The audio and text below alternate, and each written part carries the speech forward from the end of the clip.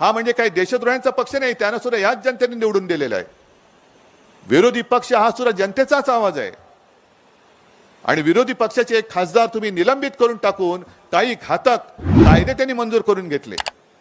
आणि आता त्यांना पुढचा डाव टाकायचा जो आहे तो म्हणजे तेवढे 400च्या वरती खासदार निवडून आले का घटना बदलतील, आणि घटना बदल करताना समोर कोणी विरोधाचा आवाज शिल्लक असता कामा नये म्हणून त्यांना 400 पार व्हायचंय. तुम्हाला चालतंय?